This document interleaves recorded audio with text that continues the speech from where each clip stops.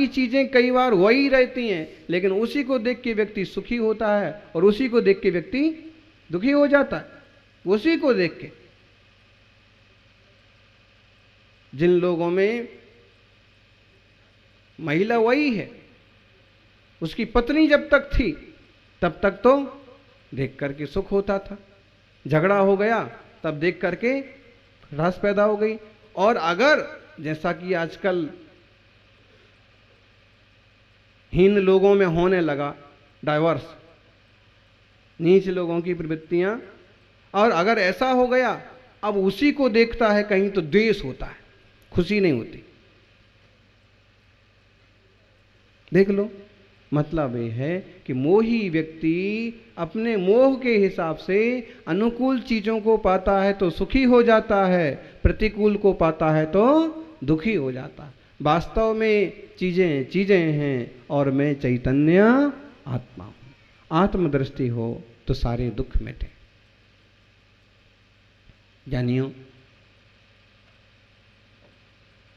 व्यर्थ में अपने चित्त को उलझाना नहीं और चिंता में डालना नहीं। एक दोहा आपने पढ़ा होगा, लोग चिंता बहुत करते हैं, बिना मतलब की भी चिंता करते हैं। यूं बैठे बैठे ही कुछ नहीं सोचने लग जाएं कि बोलो अभी हैं अमेरिका का क्या हो रहा होगा। अरे तो अमेरिका का जो हो रहा होगा सो, अगर दिवाली पर हम पटाखे ना खरीदेंगे तो चीन का क्या होगा। अरे तुमको ये दुनिया की चिंता पड़ी है, अपना घर देख लो, अपना को संभाल लो। कोई लोग होते ना व्यर्थ की चिंता करते, वो चीजें सामने नहीं है, वो मैटर सामने नहीं है, वो बात नहीं है, फिर भी जबरदस्ती। हम एक गांव में थे, गांव का नाम क्या बताएं, फिर भी मुगाना की बात है शायद। एक व्यक्ति आए और कहने लगे कि मेरे सामने से कोई भी गाड़ी निकलती है, मेरी दुकान के सामने से तो कोई भी गाड़ी निकलती है, हॉर्न बजता है तो मेरे को लगता है कि ये मेरे को ही चिढ़ा रहा। कोई सामने खड़ा होकर बात करता है तो मेरे को लगता है कि ये मेरे बारे में कुछ प्लान बना रहे हैं, षड्यंत्र रच रहे हैं। और मैं क्या करूं महाराज। मैंने कहा ऐसा सोचना बंद करो।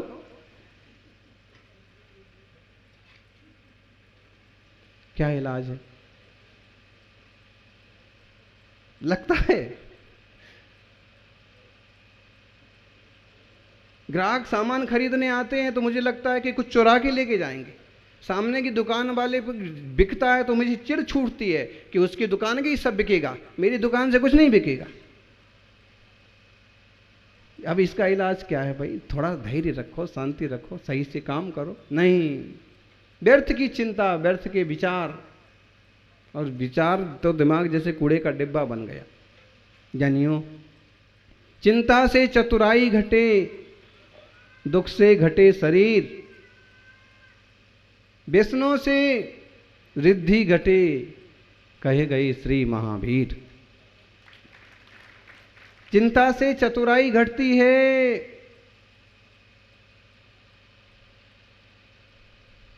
दिनेश जी। चिंता करने से,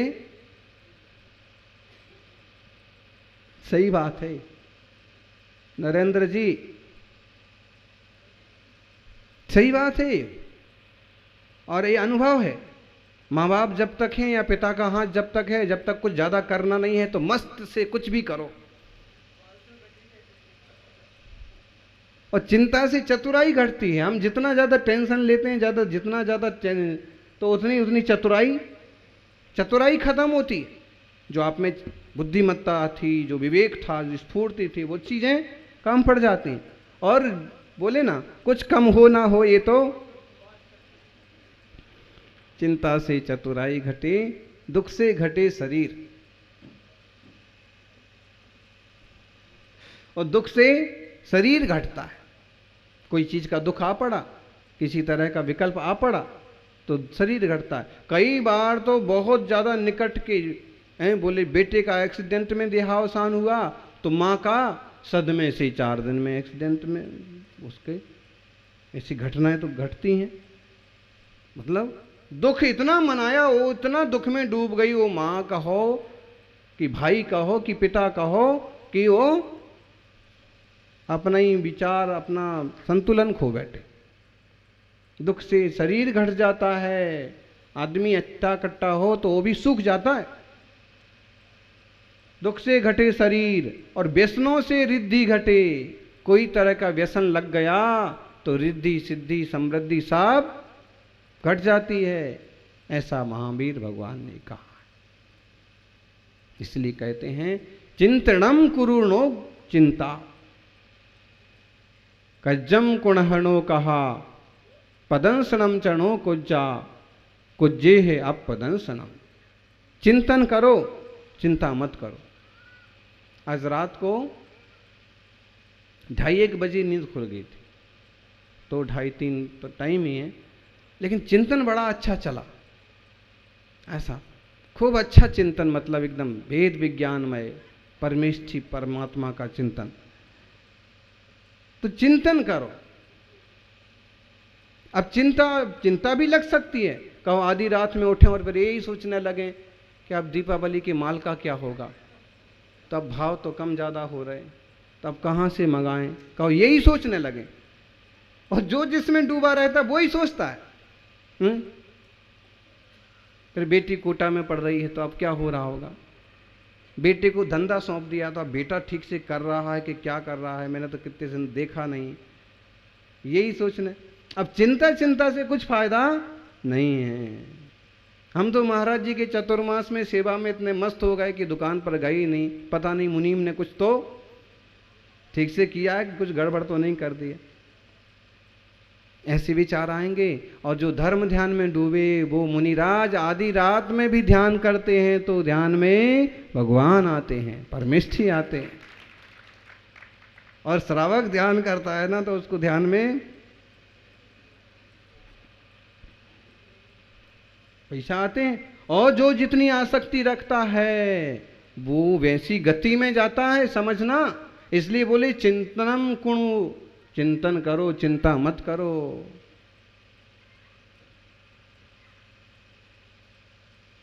अभी बताया ना महाराज जी ने हैं कि इतनी दुकान की सामान की इतनी आसक्ति थी दादाजी को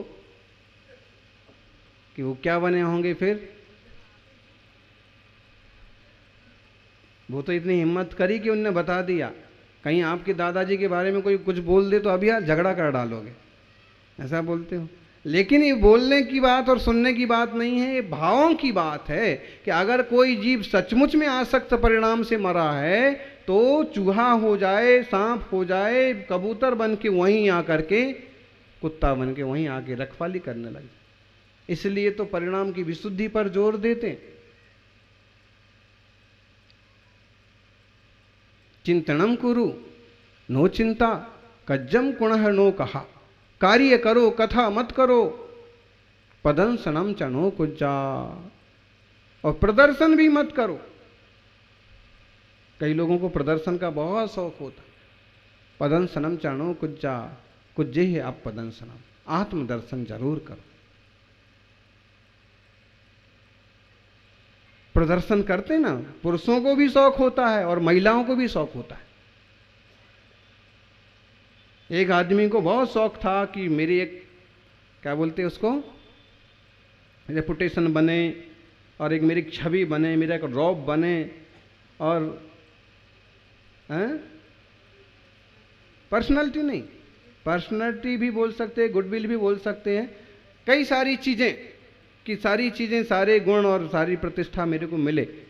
और उसने क्या किया कि थोड़ी बढ़ चढ़ के बातें करना। जैसे पहचान तो उसकी जिलाध्यक्ष से भी नहीं है, लेकिन बात करता है कि मेरी सीधी मुख्यमंत्री से बात होती।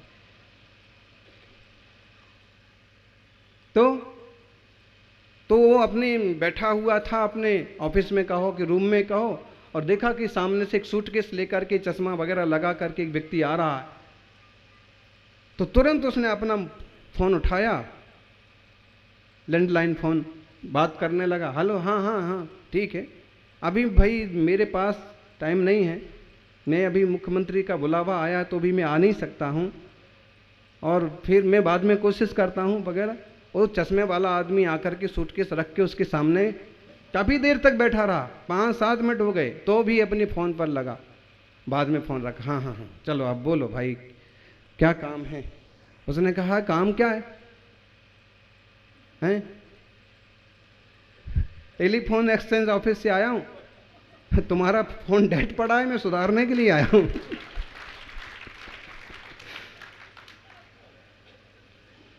तो कभी कभी ना उल्टा माथी पड़ जाता है।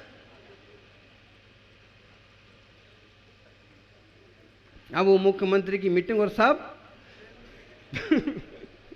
अब इसलिए बहुत ज़्यादा दिखावा में नहीं पड़ना चाहिए, जो है सो भाई ठीक है, सामने सामने देख लो हम क्या हैं कितने ठीक हैं।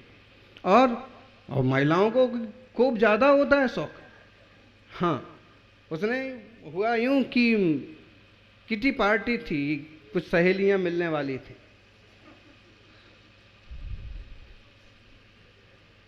तो उसने रौब झाड़ने के लिए सहेलियां बैठी थी, और फिर उनका पार्टी के बाद प्रोग्राम बना कि अपन सब पार्क चलेंगे घूमने के लिए। तो उसने अपने नौकर को पहले सिखा रखा था कि भाई मैं कुछ भी बोलूं तो तुम बोलना कि कौन सी वाली, कौन सी कंपनी की। तो उसने कहा कि ज़रा मेरी सैंडल निकाल देना। नौकर ने जैसा सीख रखा था, उसने 2-3 कंपनियों के नाम बताए, कौन सी कंपनी वाले। उसने कहा कोई भी चलेगा, है तो एक ही कंपनी की, घर में एक ही जोड़ी है, लेकिन सब पर बिल्कुल रौब पड़ना चाहिए ना कि मेरे पास कितनी। फिर उसने कहा कि देखो जरा गाड़ी निकालना, तो कौन सी कंपनी वाली। उसने 2-3 गाड़ियों के नाम बता दिए। उसने कहा नहीं नहीं कोई भी चलेगा, है एक ही, मारुति वैन।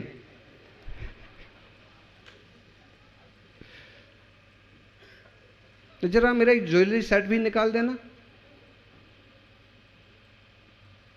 दूसरी महिलाओं को बड़ा विचित्र लगा, ज्वेलरी सेट भी नौकर चाकर के हाथ में रहता, इसके पास कितनी प्रॉपर्टी होगी। उसने फिर कहा कि भाई कौन से वाला, घोड़निया वाला, शाह वाला, शराब वाला, कौन सा निकालते। उसने कहा कोई भी चलेगा, निकालो, है एक ही। फिर जाते जाते देखो अगर ये आए तो बता देना। तो उसने ये कहा ये मतलब कौन से वाले।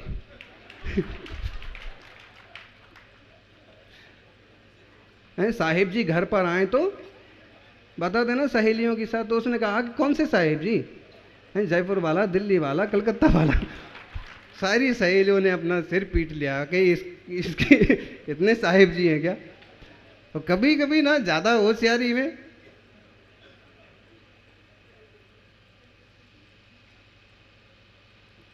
इसलिए प्रदर्शन में नहीं पड़ना, हम सादे जैसे जो हैं सो ठीक हैं। बहुत ज़्यादा प्रदर्शन में ही तो सारा घोटाला हो रहा, सारे पहनावे देख लो आप, खान खराबा देख लो, हैं फ्रेंड सर्कल के हिसाब से क्या क्या नहीं लोग कर रहे हैं, जबकि वो सब गैर जरूरी चीज़ें हैं। आप सुखी हो, आप संतुष्ट हो, आपका परिवार सुखी है, आपके बुजुर्ग, आपके बच्चे प्रसन्न हैं, बहुत हो गया। बाकी लोगों को खुश रहना है तो रहो, ना रहना हो तो उनकी जिम्मेदारी, सारी दुनिया की जिम्मेदारी हमारे माथे थोड़ी। हम कोशिश करेंगे कि हमारे द्वारा किसी को दुख ना हो, लेकिन उनके हिसाब से चलने में उनका सुख होगा, वो काम हम नहीं करेंगे। उनके हिसाब के खर्चे, उनके हिसाब के प्रदर्शन कोई जरूरी नहीं है। पदंसनम चरणों कुज्जा, प्रदर्शन करने की कोई जरूरत नहीं है, अपनी हैसियत से काम करो। कल प्रतिष्ठा महोत्सव के पदाधिकारी आए तो बोले महाराज जी कड़की है। हमने कहा कड़की का क्या काम है भाई, हैं सौधर्म हैं, कुबेर हैं, फिर कड़की का क्या काम है। नहीं फिर भी तो हमने कहा देखो बहुत ज़्यादा विकल्प नहीं लेना, अपनी जैसी सामर्थ्य, अपनी जैसी शक्ति, अपनी जैसी भावनाएं हैं, उतने हिसाब से ही खर्चे, उतने हिसाब से ही प्रदर्शन, उतने हिसाब से ही प्रभावना। बहुत ज़्यादा करके और फिर परेशान होना वो ज़्यादा अच्छी बात नहीं है।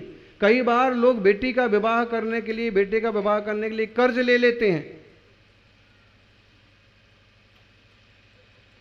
ठीक है, अच्छे से करो, लेकिन इतने भी अच्छे से मत करो कि बेटी तो अपने घर सुख से चली जाए और तुम्हारे माथे पर दुनिया भर का टेंशन हो जाए। तेते पांव पसारिए जेती लंबी सौर। पांव कितने पसारो? बिल्कुल समझने की बात है। अभी दीपावली का समय आ रहा है और मैडम जी श्रीमान जी को लेकर पहुंच गई बाजार शॉपिंग के लिए, और उनकी जेब में जितना है वो सब,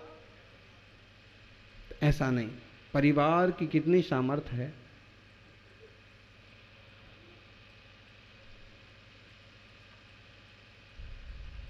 राजा शरणिक के दरबार में एक रेशमी शॉल आया, देखा उसको तो अपने शरीर से थोड़ा कम बैठ रहा था। उन्होंने कहा किसी को कोई इस शॉल को बड़ा कर सकता है? बताओ, रेशमी शॉल है, कोई शॉल को बड़ा कर सकता है?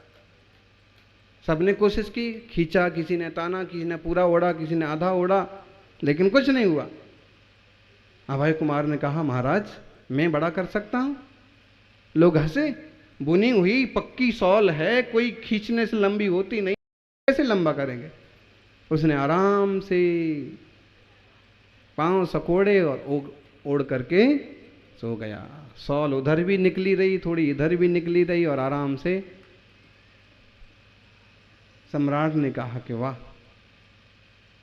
पांव ही उतने पसारो कि चादर बड़ी रही। आबे चादर के बाहर पांव जाएंगे तो निश्चित रूप से कुछ ना कुछ तकलीफ, कुछ ना कुछ नुकसान, कुछ ना कुछ परेशानी होगी।